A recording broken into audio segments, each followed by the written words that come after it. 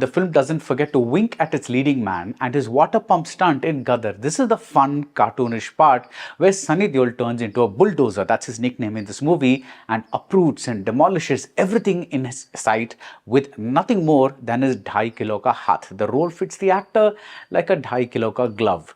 But it's also frustrating that every time a bad guy wants to teach a woman a lesson, he disrobes her. There is a nice retaliation scene where one such woman wields a fire extinguisher on her attacker between his legs after announcing that unlike a man, a woman's honor is not between her legs, but the other women are just generic victims and their scenes leave a sour taste in the mouth. I love the touch that it's not just men but that women can be evil too. Regina Cassandra plays Ranatunga's wife and what she does in her first big scene is a shocker. Ranatunga's aged mother too is no slouch. In her first big scene, she is terrorizing a bunch of government officials into notarizing blank papers.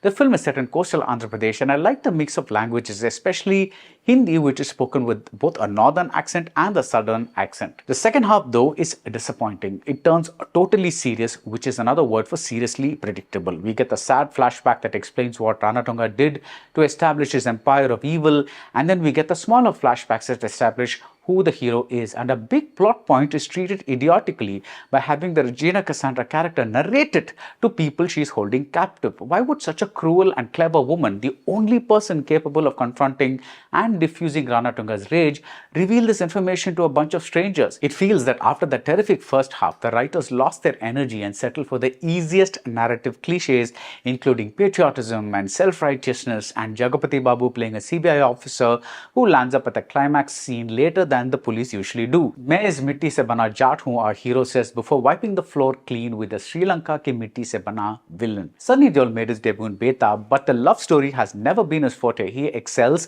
when he has an omnipotent villain opposite him, someone who shows off his omnipotence with lip-smacking lines like Suraj bhi mujhse garmi mangta hai.